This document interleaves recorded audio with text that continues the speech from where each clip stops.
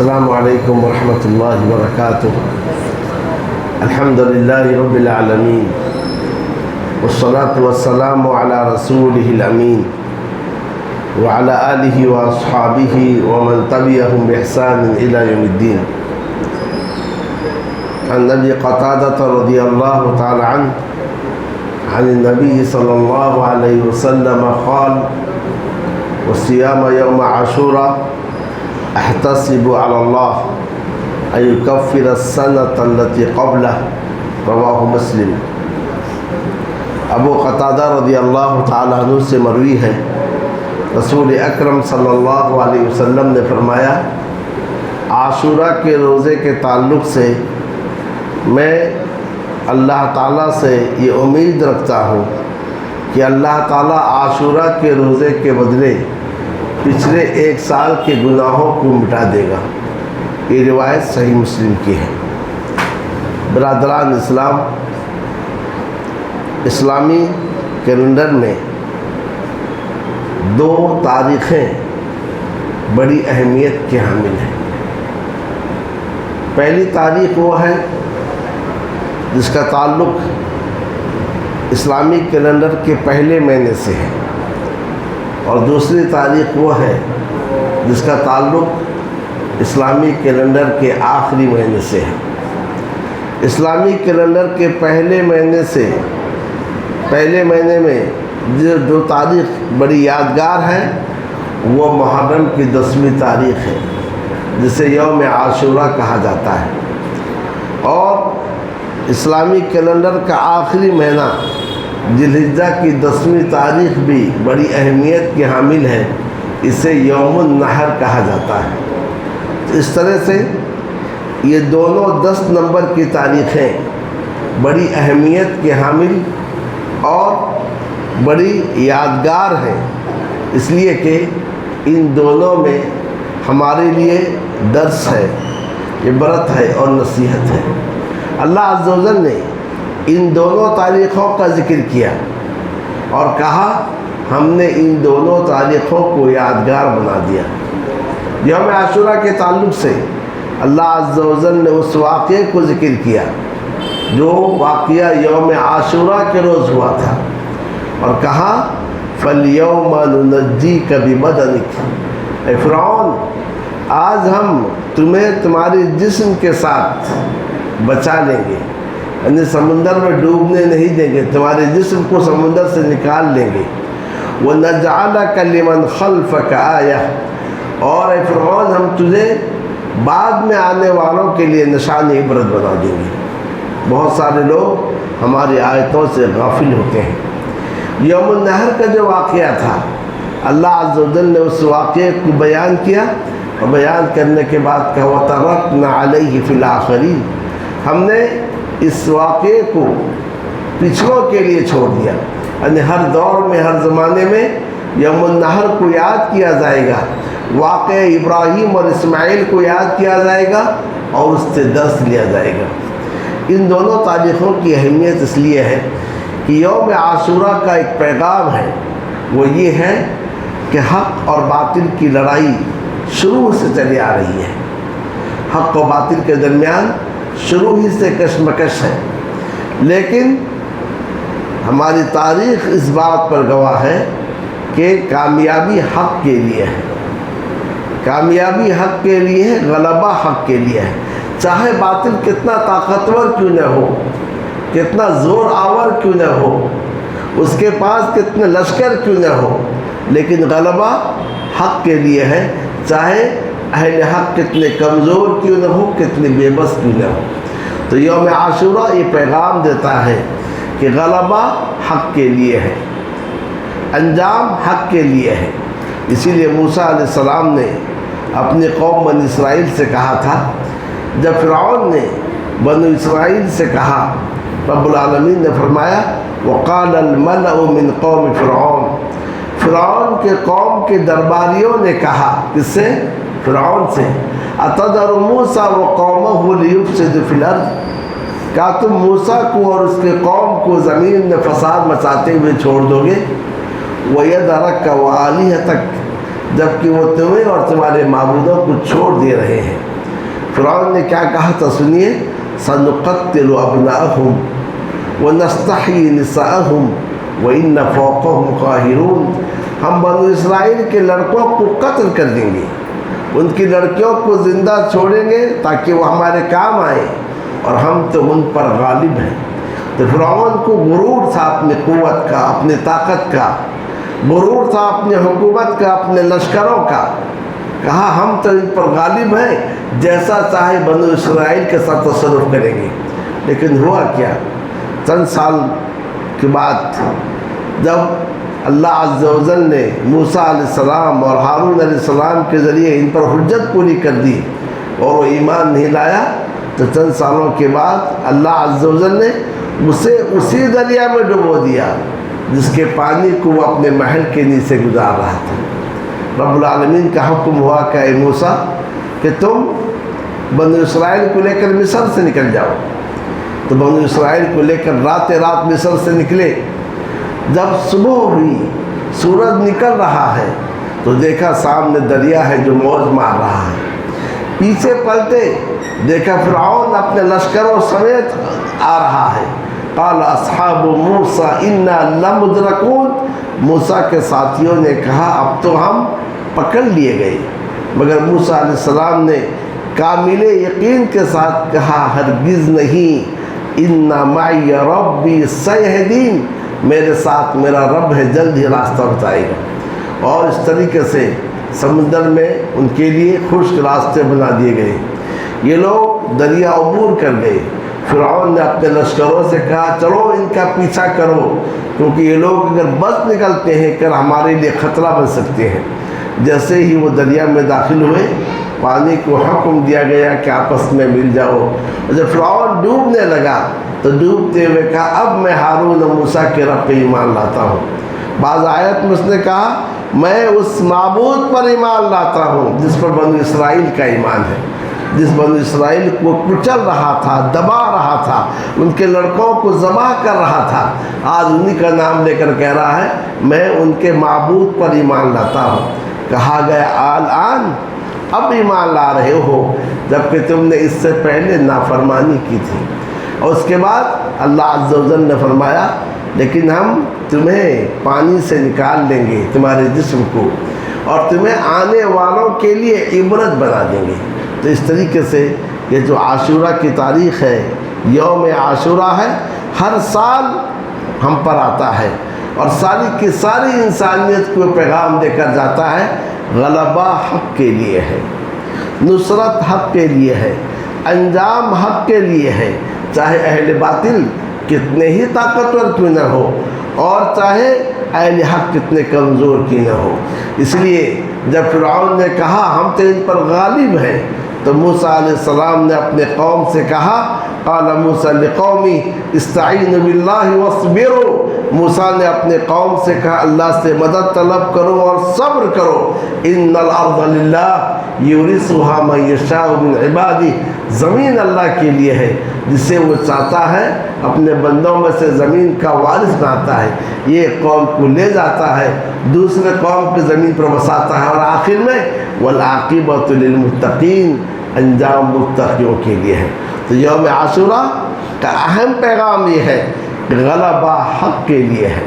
اہل حق اپنی کمزوری کی وجہ سے، اپنی بے بسی کی وجہ سے مایوس نہ ہو، بلکہ اللہ سے امید رکھیں۔ موسیٰ نے کہا استعینوا باللہ واصبروا، اللہ سے مدد طلب کرو اور صبر کرو۔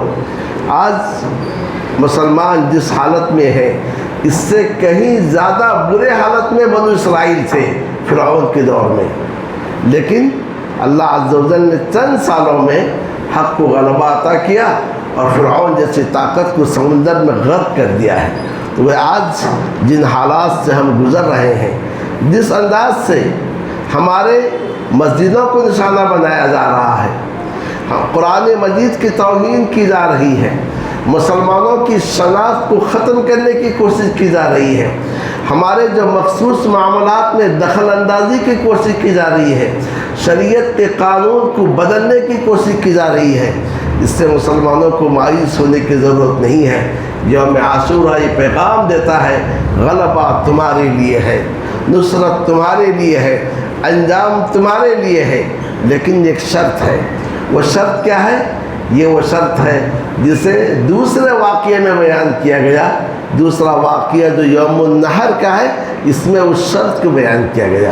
وہ شرط کیا ہے کہ جب اللہ عز و جل نے ابراہیم علیہ السلام کو خواب میں دکھایا کہ وہ اپنے بیٹے اسماعیل کو ذبح کر رہے ہیں، اور باپ نے بیٹے سے واقعے کا ذکر کیا، بیٹے نے کہا کہ آپ کر گزریے جس کا حکم دیا جاتا ہے، آپ مجھے صبر کرنے والوں میں پائیں گے۔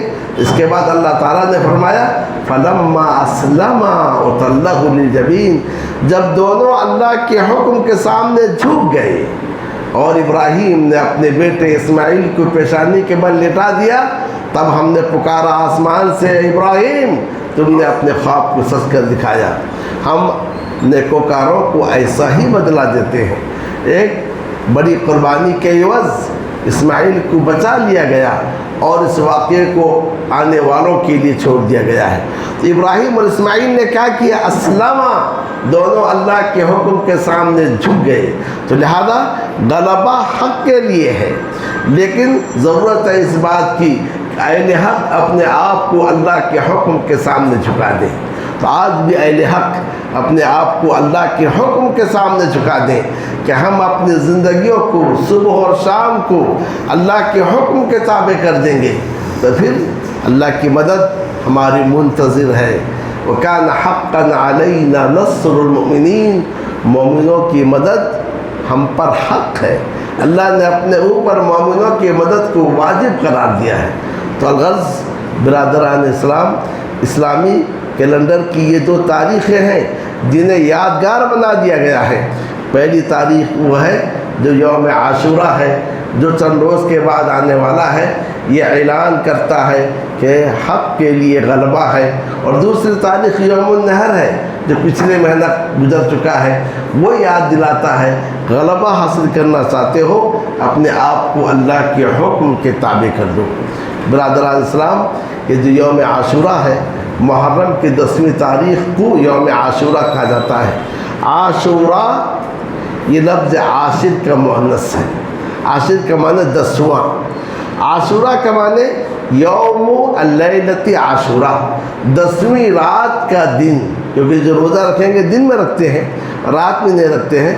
تو 10ویں رات کا جو دن، رات پہلے آتی ہے، 10ویں رات کا جو دن ہے اس دن کو روزہ رکھنے کا حکم دیا گیا۔ سوال یہ ہے اس روز ہم کیوں روزہ رکھیں؟ اس کا جواب بھی ہمیں حدیث میں ملتا ہے۔ نبی اکرم صلی اللہ علیہ وسلم جب تک مکہ مکرمہ میں تھے، قریش روزہ رکھتے تھے تو آپ بھی روزہ رکھتے تھے۔ آپ کو معلوم نہیں تھا کہ قریش کیوں روزہ رکھتی ہے، لیکن اتنا تو معلوم تھا آپ قریش کے ہر نیک کام میں قریش کا ساتھ دیتے تھے، تو قریش روزہ رکھتے تھے تو آپ بھی روزہ رکھتے تھے۔ جب آپ صلی اللہ علیہ وسلم ہجرت کر کے مدینہ طیبہ پہنچے تو آپ نے دیکھا یہود بھی روزہ رکھتے ہیں، تو آپ نے یہود سے پوچھا ہجرت کے پہلے سال، ما ھذا الیوم الذی تصومون فیہ، یہ کون سا دن ہے جس میں تم روزہ رکھتے ہو؟ تو یہود نے کہا ھذا یوم صالح، یہ بڑا نیک دن ہے، مبارک دن ہے۔ ھذا یوم نجی اللہ فیہ موسیٰ بنی اسرائیل، یہ وہ دن ہے جس روز اللہ نے موسیٰ بنی اسرائیل کو فرعون اور اس کے لشکروں سے نجات دی ہے۔ تو یہ مبارک دن ہے، یہ نیک دن ہے، یہ یوم نجات ہے۔ تو موسیٰ علیہ السلام نے اس روز جو نجات ملی اس پر اللہ کا روزہ رکھا تھا، تو لہذا ہم بھی موسیٰ کی اقتداء میں روزہ رکھتے ہیں۔ تو نبی اکرم صلی اللہ علیہ وسلم نے فرمایا کہ ہم تم سے زیادہ موسیٰ سے قریب ہیں۔ آپ نے مدینے کی گلی میں ندا لگا دی کہ جو کوئی صبح سے کھایا نہیں ہے وہ روزہ رکھ لے، اور جو صبح سے کچھ کھائے ہیں وہ بقیہ دن نئے کھائے ہیں اور ایسے ہی گزار دیں۔ تو اس سے صحابہ نے یہ سمجھا کہ عاشورہ کا روزہ فرض ہے۔ تو اس کے بعد یہ ہوا کہ دوسرے سال، ہجرت کے دوسرے سال جب رمضان کا روزہ فرض ہوا تو اس کے بعد آپ نے حکم دیا جو چاہے روزہ رکھے، جو چاہے روزہ چھوڑے، لیکن اس کا استحباب میں تاکید پیدا کر دی گئی اور تاکید اس طریقے سے آپ صلی اللہ علیہ وسلم فرمایا جو عاشورہ کا روزہ رکھے گا اس کے پچھلے سال کے گناہ معاف ہو جائیں گے۔ آپ صلی اللہ علیہ وسلم وفات تک عاشورہ کا روزہ رکھتے رہے۔ وفات سے 1 سال قبل آپ صلی اللہ علیہ وسلم سے کہا گیا یہود تو اس روز کی تعظیم کرتے ہیں، اپنے بچوں کو کپڑے پہناتے ہیں، تو آپ صلی اللہ علیہ وسلم نے پہلے تو کہا تم صرف روزہ رکھو، پھر آپ نے کہا ہمیں یہود کی مخالفت کرنی ہے، کہا لئن بقیت الی قابل لأصومن التاسع، اگر میں آئندہ سال زندہ رہا تو میں 9 کا بھی روزہ رکھوں گا۔ تو اس طریقے سے 10 کا روزہ رکھنا یہ اس سے انسان کو عاشورہ کا ثواب مل جاتا ہے۔ 10 کے ساتھ اگر 9 کا بھی آپ روزہ رکھ لیتے ہیں یہود کی مخالفت کا بھی ثواب آپ کو مل جائے گا۔ اور بعض روایتوں میں جو مسند احمد کی روایت ہے مگر اس میں ضعف ہے، آپ نے فرمایا 1 روز پہلے یا 1 روز بعد روزہ رکھو۔ اہل علم نے ان احادیث کو جمع کرتے ہوئے کہا کہ 9 اور 10 کا روزہ رکھیں، یا کہ صرف 10 کا روزہ رکھیں، یا 9 یا پھر 10 11 کا روزہ رکھیں، یا 9 10 11 کا روزہ رکھیں، ساری کی ساری صورتیں جائز ہیں۔ لیکن افضل یہ ہے کہ ہم محرم کی 9ویں تاریخ اور 10ویں تاریخ کا روزہ رکھیں۔ 9ویں تاریخ سے یہود کی مخالفت حاصل ہو جاتی ہے اور 10ویں تاریخ سے عاشورہ کا ہمیں ثواب ملتا ہے۔ اب اگر کوئی شخص اگر 9 کا روزہ رکھ نہیں سکا تو 10 کا رکھا، اور 10 کے بعد اگر 11 کے بھی رکھ لیتا ہے تو اس سے یہود کی مخالفت اسے حاصل ہو جائے گی انشاءاللہ تعالی۔ تو یہ ہے عاشورہ کی حقیقت۔ لیکن افسوس کی بات یہ ہے کہ مرور زمانے سے اس یعنی عاشورہ کے روزے کے حکم کے بعد، حکم کے 40 سال بلکہ اس سے زیادہ کے بعد ایک ایسا واقعہ پیش آیا جسے شہادت حسین کہتے ہیں۔ تو لوگوں نے پورا کا پورا عاشورہ کو شہادت حسین رضی اللہ تعالیٰ عنہ سے جوڑ دیا ہے، جبکہ عاشورہ کا جب آپ نے حکم دیا اس وقت تک ان کی ولادت ہی نہیں ہوئی تھی۔ لیکن آج کسی بھی مسلمان کو پوچھو محرم کی 10ویں تاریخ کے تعلق سے، عاشورہ کے تعلق سے، اس کے ذہن میں یہی ہے کہ عاشورہ کا تعلق حسین رضی اللہ تعالیٰ عنہ کی شہادت سے تھی، جبکہ حسین رضی اللہ کی شہادت سے اس دن کا کوئی تعلق نہیں ہے۔ یقیناً جو واقعہ ہوا ہے انتہائی غمناک، انتہائی المناک واقعہ ہے، اور آج تک امت اسی واقعے کے آڑ میں پستی جا رہی ہے، نئی نئی بدعات کو ایجاد کیا جا۔ افسوس یہ ہے کہ کچھ لوگوں نے اس واقعے کو سیاسی طور پر استعمال کرتے ہوئے غم کا دن منایا، تو دوسرے لوگ جو ان کے مخالف تھے خوشی کا دن منایا، اور حدیث سے گھڑ لی کہ جو عاشورہ کے دن گھر والوں کو اچھا کھلائے گا پلائے گا سال بھر اس کے لیے خوشحالی ہوگی۔ یہ دونوں چیزیں غلط ہیں کہ ایک طرف غم کا دن منانا بھی غلط ہے، خوشی کا دن منانا بھی غلط ہے۔ اس عاشورہ کا حسین رضی اللہ تعالیٰ عنہ کی شہادت سے کوئی تعلق نہیں ہے، بلکہ عاشورہ کا تعلق کس سے ہے کہ بنو اسرائیل، موسیٰ علیہ السلام اور بنو اسرائیل کو جو فرعون اس کے لشکروں سے نجات ملی تھی، اس سے اس کا تعلق ہے۔ اب آئیے ہم آخر میں جاننے کی کوشش کریں کہ جو عاشورہ کا دن ہے یہ ہمیں کیا پیغام دیتا ہے۔ عاشورہ کے تاریخ پر یہ ہے کہ موسیٰ علیہ السلام اور بنو اسرائیل اور فرعون کے واقعے پہ جب نظر ڈالیں گے بہت ساری باتوں کا ہمیں درس ملتا ہے۔ ان میں سے پہلی بات جیسا کہ میں نے بتایا کہ عاشورہ کا دن چیخ چیخ کر پکار کر کہتا ہے سنو، غلبہ حق کے لیے ہے، مدد حق کے لیے ہے، نصرت الہی حق کے لیے ہے، لیکن شرط یہ ہے فلما اسلم، اپنے آپ کو اللہ کے حکم کے تابع کر دو۔ عاشورہ کا دوسرا پیغام یہ ہے کہ عاشورہ ہمیں یہ پیغام دیتا ہے کہ سچے معبود اور جھوٹے معبود کے درمیان فرق کرنا ہے، تو واقع عاشورہ پہ غور کر لو۔ وہ فرعون جس نے کہا تھا انا ربکم الاعلی، میں تمہارا سب سے بڑا رب ہوں، وہ فرعون جس نے کہا تھا ما علمت لکم من الہ غیری، تمہارے لیے میں اپنے سوا کسی کو معبود جانتا نہیں ہوں، وہ فرعون جس نے اللہ کا مذاق اڑاتے ہوئے اپنے وزیر حامان سے کہا تھا ایک لمبی سیڑھی بناؤ تاکہ اوپر چڑھ کر میں دیکھوں کہ موسیٰ کا رب ہے یا نہیں ہے۔ تو فرعون کس حد تک سرکشی میں، تمرد میں آگے بڑھ چکا تھا۔ اور لوگوں سے اپنی عبادت بھی کرواتا تھا اور دریا کے پانی کو محل کے نیچے سے گزارتا تھا. لیکن ہوا کیا؟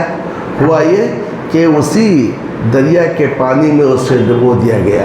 تو جس کی حکومت پانی پر نہ ہو، پانی کے موجوں سے جو اپنے آپ کو بچا نہ سکے، وہ رب نہیں ہو سکتا ہے. تو عاشورہ ہمیں یہ درس دیتا ہے کہ سچے معبود اور جھوٹے معبود کے پہچان کا یہ دن ہے. اور یقیناً انسان جب سچے معبود کو پہچان لے تو پھر اس سے بڑھ کر اس کے لیے کوئی نعمت نہیں ہے. عاشورہ کا تیسرا درس یہ ہے کہ اللہ عز و جل کی تدبیر کے سامنے سارے کی ساری سازشیں ناکام ہو جاتی ہیں.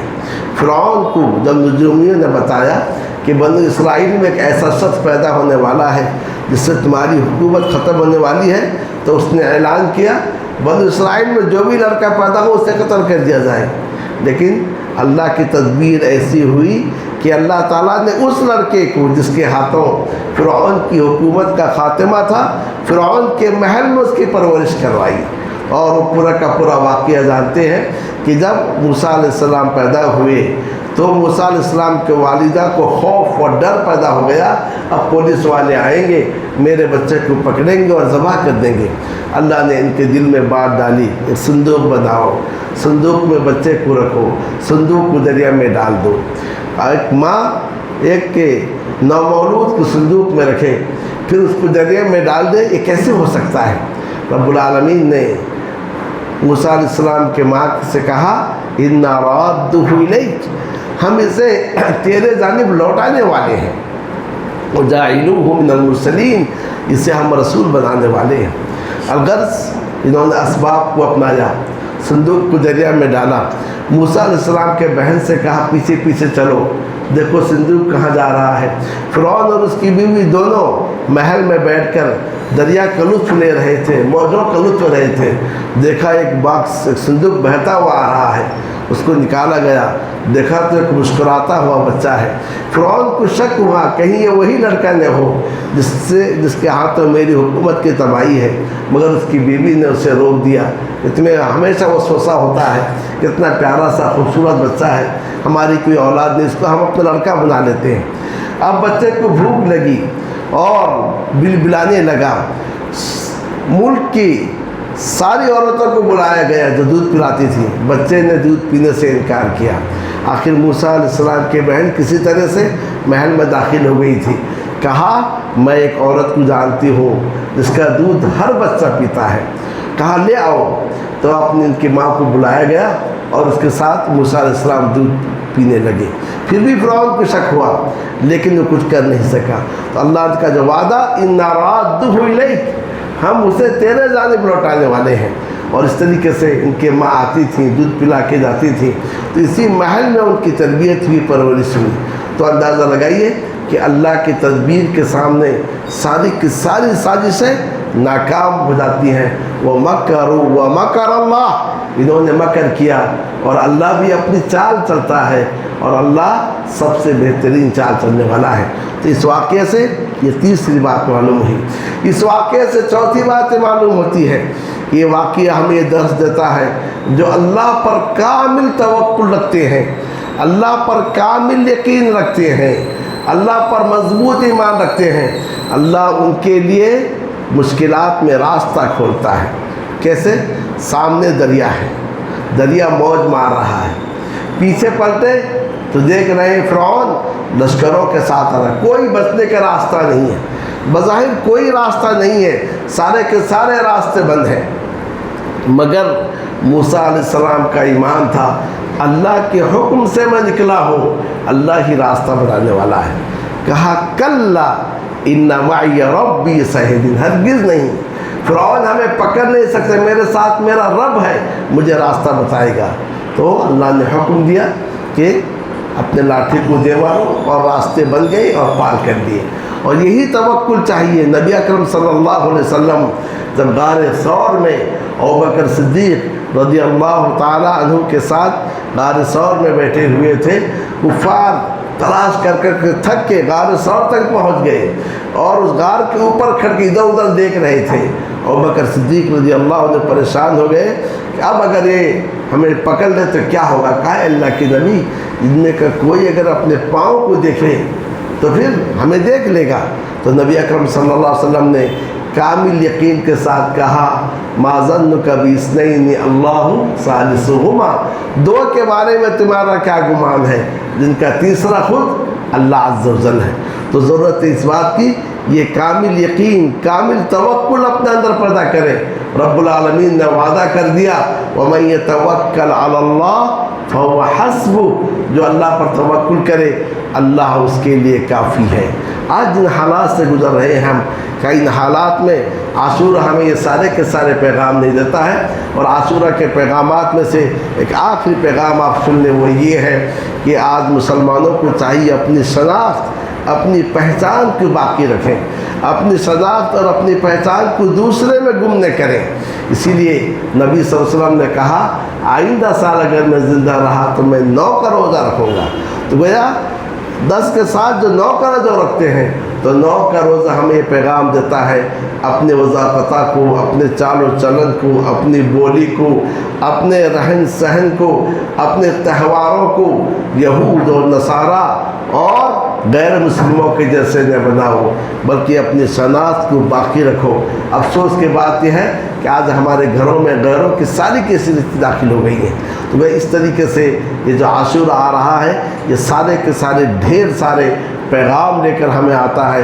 ان پیغامات کو سمجھتے ہوئے اگر کوئی شخص اس دن کا روزہ رکھتا ہے 9 کا روزہ بھی رکھتا ہے 10 کا بھی روزہ رکھتا ہے تو اس میں جو تبدیلی پیدا ہوگی اور جس انداز سے وہ اپنے آپ کو بدلنے کی کوشش کرے گا تو پھر اس میں کوئی شک نہیں کہ یقیناً یہ روزہ پچھلے سال کے گناہوں کے لیے کفارہ ہے. تو الغرض برادران اسلام ماہ محرم بڑا ایک تو حرمت والا مہینہ ہے. حرمت والے 4 مہینوں میں سے ایک مہینہ ہے. دوسری بات یہ ہے حدیث شریف میں اسے اللہ کا مہینہ کہا گیا ہے. اس سے اس کی افضلیت ثابت ہوتی ہے. اور تیسری بات یہ ہے نبی صلی اللہ علیہ وسلم اس کے روزے کو رمضان کے روزے کے بعد افضل قرار دیتے تھے. اور تو جو ہے اس مہینے میں ہم روزہ بھی رکھنا چاہیے. چوتھی بات یہ ہے عاشورہ کے روزے کی خاص فضیلت ہے. پانچویں بات یہ ہے 9ویں تاریخ کے روزے سے یہود کی مخالفت ہوتی ہے. تو لہذا بڑے فضائل کے ساتھ یہ مہینہ ہمارے پاس آیا ہوا ہے.